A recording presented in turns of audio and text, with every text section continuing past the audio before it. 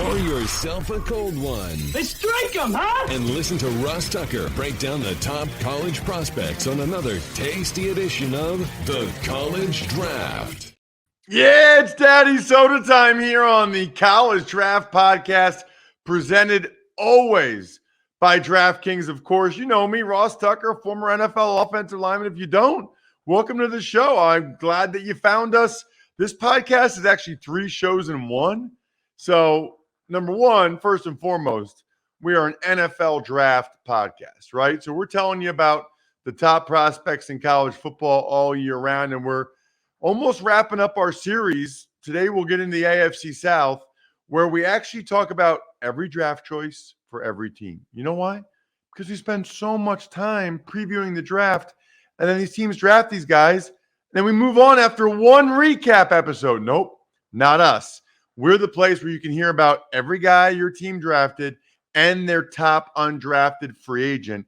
And we also, by the way, during the season, we will preview the top college games every week. We'll make our bets against the spread as we talk about the top players. By we, I primarily mean he, and that is Emory Hunt. He's such a stud. I'm a huge, huge fan of his, have been for a long time. I've told the story before, but everywhere I went, he was there. Every Ivy League game I would call on a Friday night, Emory would be there. He'd be like, hey, what's up, Ross? How are you?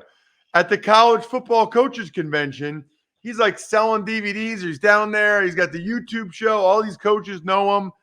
There is nobody in football, I guarantee it, that works as hard as Emory Hunt. Check him out at FBall Game Plan on Twitter. Definitely Football Game Plan on YouTube. And if you haven't already, get the draft guide, footballgameplan.com/2023 draft guide. I promise you won't regret it.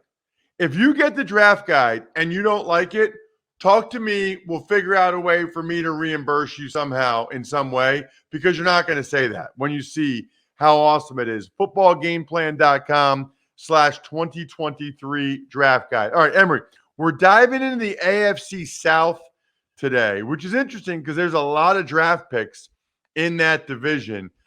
Let's start with the Houston Texans. Now, remember, if you want to go back and hear what we said about the first round picks, go for it. CJ Stroud, Will Anderson. We talked about all the first round picks the day after the draft that Monday. And obviously, we had talked about those players a lot. I'm more interested in hearing about some of the day 2 and day 3 guys from Emory. So day 2, they take Juice Scruggs, who I saw him play left tackle for Erie Cathedral Prep in high school.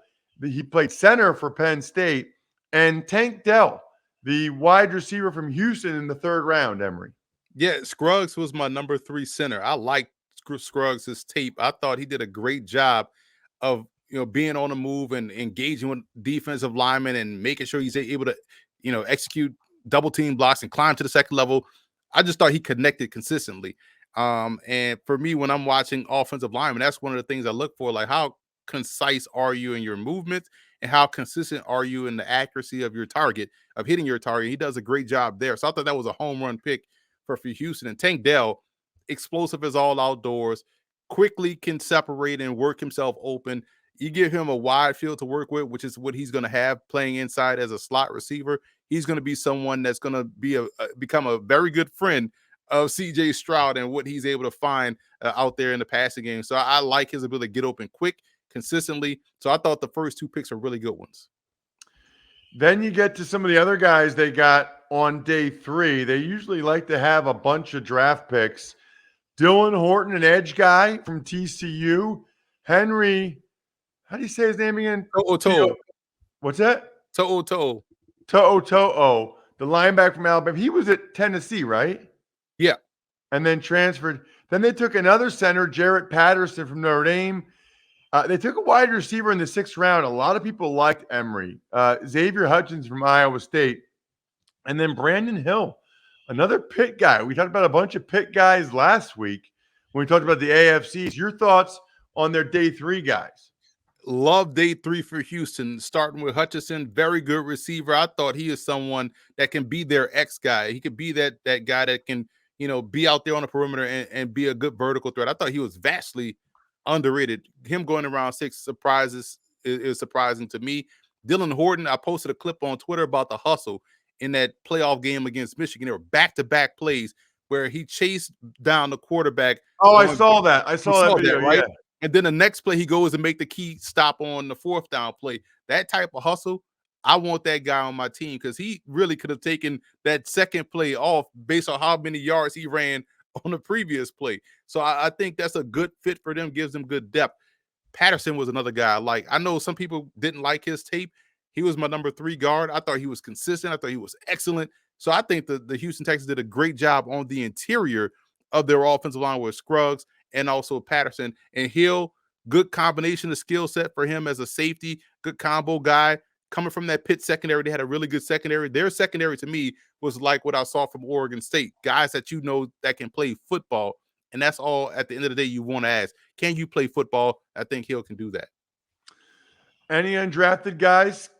Ollie Gate. You know how much I love Ollie Gate, man. We talked about them heavy hands that he puts on a defender, on an offensive lineman. I think you have to go back and look at his tape in 2021 where he was playing more of a natural edge guy as opposed to what he played this past season at LSU. He was playing a little bit out of position. And so now you go in and put him out there in a role that he's comfortable with and he's going to thrive. So they got a gem there. And I forgot to mention about Henry To'oTo'o. When I talked to him at the combine, he spoke about why he went to Alabama because he could have came out and went to the league from Tennessee, but he wanted to go get coached by Saban. He wanted to get ready for the pros by going to a pro coach, and that's why he went to Alabama and was able to start there as well. Oh, it's interesting. I'm glad you asked him that because it's weird when a guy goes from Tennessee to Alabama. It's like, does he want to try to win a championship or what's like his logic there? All right, let's get to the Indianapolis Colts. So in the first round, obviously they took Anthony Richardson. For those of you that don't listen or watch the show, youtube.com/Ross Tucker NFL often.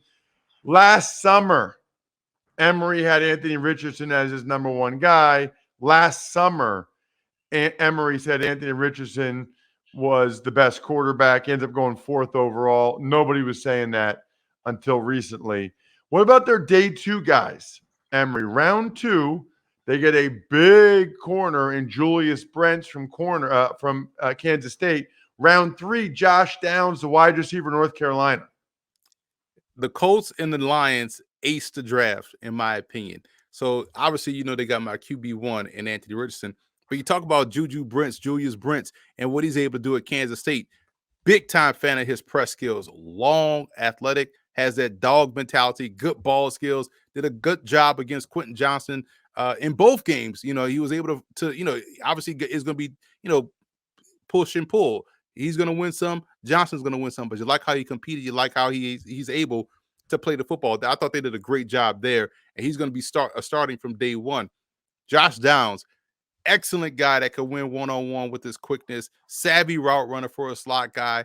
He's going to also be, I think, on the receiving end of a lot of these deep rainbow throws, these deep, accurate rainbow throws by Anthony Richardson, and find himself scoring a lot of touchdowns. I think he landed in a great spot, and his skill set meshes with what they needed, I think, at the position. They got some big physical guys, but now they got a short, shifty guy to go along with Isaiah McKenzie. But Downs, to me, is your quintessential slot receiver, and that's going to work himself open quickly and find ways to have success. And Richardson is going to be able to find him. So I thought that was a great pick for them on day 2.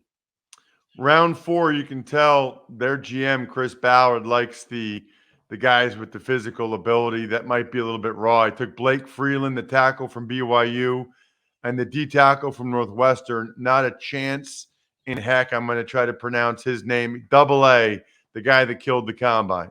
Tommy Adebore from Northwestern is the guy. He's so versatile, Ross. He can play across the front.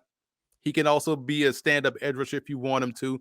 Him as a 3 tech with how quickly he gets off the football is going to be a problem, something that they needed on defense. So I like him being a rotational pass rushing piece that they got in round 4. Some people thought he was going to go in round 1, but he's someone that is, I think, is your ideal 3 tech. Love Freeland tape.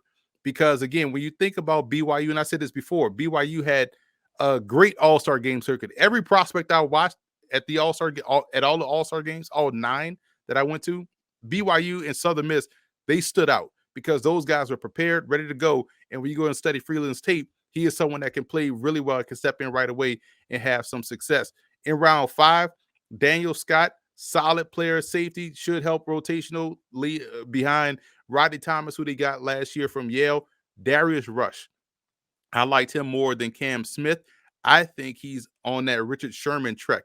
When you think about Rush and what he was able to do at South Carolina, former wide receiver turned corner, so he has great ball skills, which he showed down at the Senior Bowl. He had the best Senior Bowl week I've ever seen from a cornerback because he was able to mirror and match and turn the ball over in one-on-ones. And we know how difficult that drill is for DBs. He was able to stay lockstep with these guys and make plays on the ball consistently. I think they have a great now 1-2 combination starting out there on the outside in Rush and Julius Brents. 2 press guys, long arms, length, height, ball skills. That's outstanding job by Indianapolis that I thought they did. And also Titus Leo from Wagner.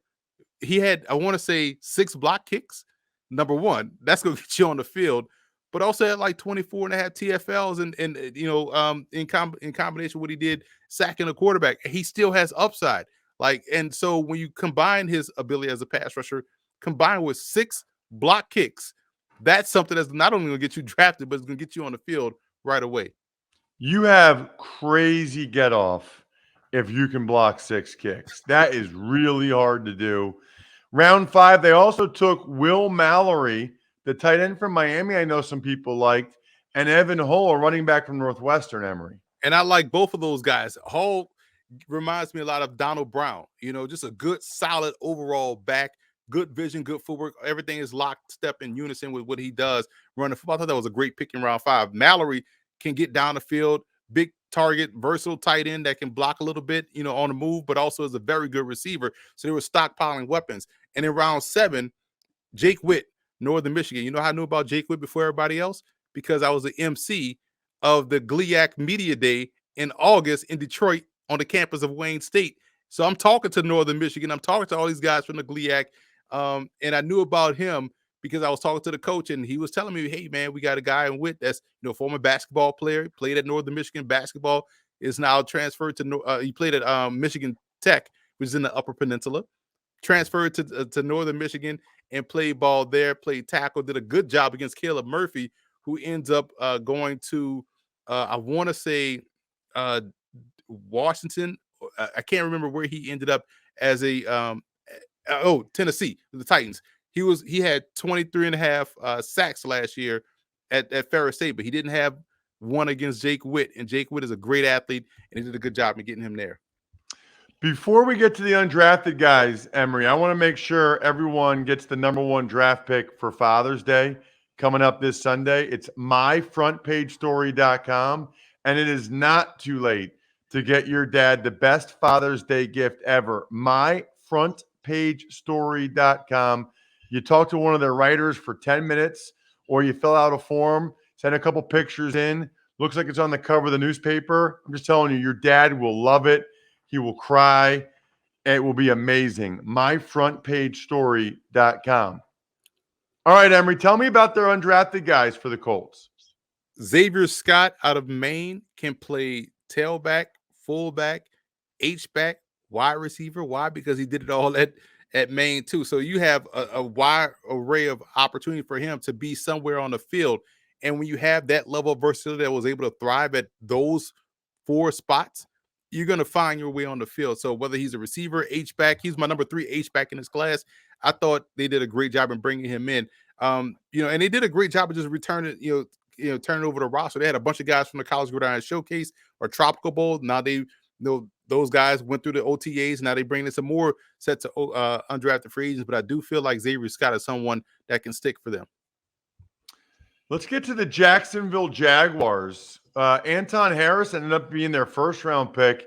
Boy, that felt like a need pick with losing Jawan Taylor in free agency, Cam Robinson being suspended.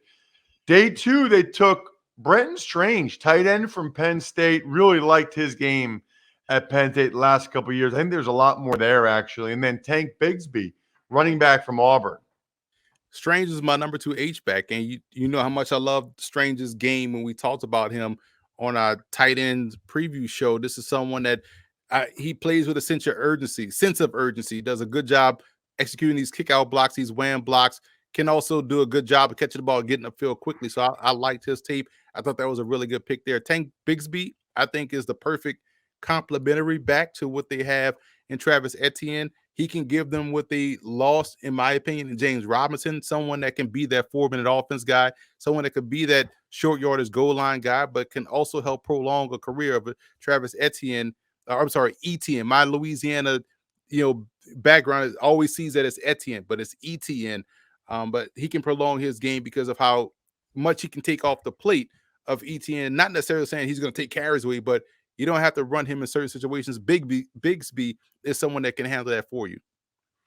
Day 3, they took Ventrell Miller, linebacker from Florida, Tyler Lacey, DN from Oklahoma State, Yasir Abdullah, linebacker, Louisville, Antonio Johnson, safety from A&M. I think people thought might go higher.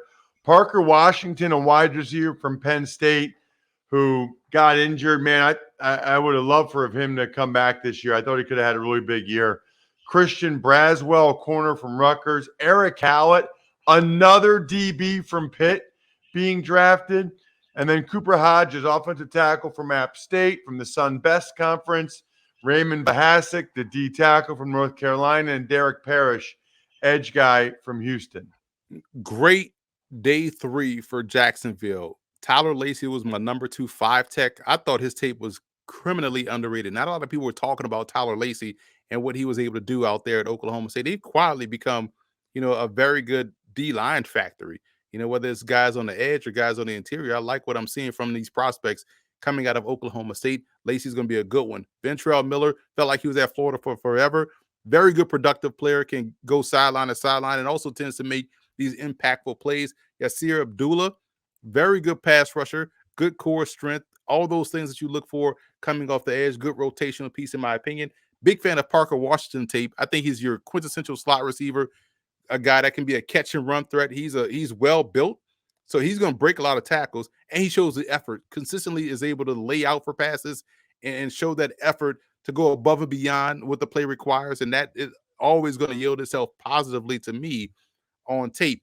Braswell out of Rutgers, not a lot of talk about Rutgers as a team, but in the secondary, they were really good, and Braswell was a good one coming from there, as well as Hallett. We talked about, what he's able to do, or Pitt was able to do in the secondary. This dude, if he could catch, I think he had like 20 PBUs or 14 PBUs. If he can catch, he'd have 14 interceptions. But him breaking up that many passes shows you how instinctful he is, how his football awareness is, and how his ball awareness is, because he's always around the football and is always making those plays. So for me, I thought defensively, when we're talking about day 3, they got some good football players that's going to help strengthen them depth-wise on the back end. And then thoughts on some of their 7th-round guys: Cooper Hodges, tackle from App State; Raymond Bahasic, D tackle, North Carolina; and Derek Parrish, the edge guy, really short edge guy from Houston. Well, Paris is someone that also can play fullback, and Right. I think he's going to be a fullback for them. He had a really good Shrine Bowl. You saw him, flip between fullback and also, sandbacker. So he's really rushing the passer. Core special teams candidate, day 1 guy there. He's going to make the team, in my opinion. Hodges, obviously, when you watch App State and you go watch their game against A&M, you're watching them dominating the run game. Why? Hodges is doing a fantastic job out there shutting the front door and allowing them to get the front side run game going. So I like what he brings to the table at offensive tackle. Undrafted guys, Emory? Jeray Jenkins out of LSU. I was at the NFLPA game, and when you watch him just catch the football, he has legit lacrosse mitts for hands. So he's able. I thought he was bigger than what he measured. He measured at 6'1", 207. If you would have told me he was 6'3", 235, I'm like, yeah, that checks out. He looks the part, but he has the wingspan, the length of a guy that's taller and bigger, and he plays bigger. I think he can play inside or outside, giving him another valuable, big-time target for Trevor Lawrence. Let's move on to the Tennessee Titans, Emory. Last but not least here in the AFC South. We know they took Skoronski round 1. Day 2, they took Will Levis, the quarterback from Kentucky, with the 2nd pick in the 2nd round, and then Ty J. Spears, the running back from Tulane. Will Levis is an interesting, selection. because now what if he's not better than Malik Willis? And what if Willis shows out this year in preseason? So now you really double down on quarterbacks in consecutive years, but it could be a benefit if you plan on, if Willis proves to be great or very good as a starter, and now you have, Will Levis, it makes your job easier to move on from Ryan Tannehill. So I can understand that the logic there of getting youthful depth at quarterback, with second round was a little bit too rich, but I can it'll be fun to watch the competition between Levis and Willis, because if both perform well, that could spell the end for Ryan Tannehill. Spears was one of my favorite backs, man, and it was fascinating to learn about the ACL that he doesn't have in his knee, and it's like, well, man, for someone that doesn't have that, he's so explosive, so agile, so dynamic. He's gonna maybe I need to get rid of my ACL. Right? What am I doing? Like, this was just, and what makes it even more impressive, the re-acceleration. A lot of guys can hit that first gear and they, that's it. But he can find that second and sometimes third gear. He can dig deep and find another gear to outrun defenders. And combined with his vision, he's going to be phenomenal, man. He's going to have a fantastic year as a rookie, as a backup to Derrick Henry. So I thought that was a really good pick by Tennessee. Surprised he went in round 3, but we understand why he fell because of the injury. All right, then their last 3 picks: Josh Wiley, the tight end from Cincinnati; Jalen Duncan, the tackle from Maryland; and Colton Dow, a wide receiver from Tennessee Martin. Dowell was someone that no one was talking about. I put him in my report, the Hunt Report on CBSSports.com in the middle of the season. I told folks about him during the All-Star game circuit. He was at the College Gridiron Showcase. I told people, go check out that Tennessee game. He gave those defensive backs the blues out there in Knoxville. And lo and behold, he gets drafted. No one knew who he was, but that's why you tune in here, and that's why you just follow F-Ball Game Plan on Twitter, because you'd have known Colton Dowell's name. That's a really good player. And also, going back to Jalen Duncan, I'm surprised no one was talking about him either. I like the tape. I thought Maryland had a really good offensive line, and I thought he did a good job in pass pro. So now you get someone that can help replenish the depth along that offensive line. I think that's someone that you can count on. I think he's going to be a surprise rookie here in year 1. Wiley, the tight end from Cincinnati. Good option there. I felt like he's been at Cincinnati for a while. That's another position where there's an opportunity there. Outside of Chig Okonkwo, yeah, they have Trayvon Wesco, but he's kind of like more of an H-back, fullback type, a blocker. Wiley gives him someone that can not only block, but also get down the field in that short to intermediate passing area. What about Emory, their undrafted guys? Caleb Murphy. Let me pull up these stats, Ross, because he was someone that I just talked about when we, talking about Tyler Witt. But Caleb Murphy, out of Ferris State, last year he had 24.5 sacks, 40 sacks in his career, 60 TFLs, and 8 forced fumbles. He played at Grand Valley State in 2018, which is also in the GLIAC, and then transferred to Ferris State, won national championship with Coach Tony Anise. But when you talk about someone that has great acceleration, closing speed to the football, that's Caleb Murphy. You go out to the East-West Shrine Bowl, you're watching him execute flawlessly in space, dropping, getting his zone drops fluidly, getting in coverage fluidly against tight ends. So surprised he went undrafted with that level of production and what he was able to do. So this is someone, to me, that's going to find a way to make a way out there on the field. And Shaquille Brown, I think, coming from Troy, someone that does a great job in winning one-on-one on the interior, gives him some more depth on the inside. I think he's going to surprise as well as a rookie. So those two guys, to me, really stood out as some of their undrafted free agents. How do you not get drafted with 24.5 sacks in one season? That's unbelievable. I mean, he must be like 5'5", $140. That is crazy to me. Just like it's crazy that all you have to do is go to westshorehome.com/Ross, get a free estimate in terms of a new shower or a new bath, and you're automatically entered, if you send me the email, ross@rosstucker.com, to go against me and Joe Dolan from the Fantasy Feast in a best ball draft. That's westshorehome.com/Ross. We'll do a DraftKings best ball draft. Would love to go against you. Just go ahead and get that free estimate. Other than that, the keg is kicked. We are all tapped out. Thanks for listening to the College Draft Podcast. Make sure to also subscribe to the Ross Tucker Football Podcast, Fantasy Feast, Even Money, and The Business of Sports. All availavailable at Apple Podcasts, rosstucker.com, or wherever podcasts can be found.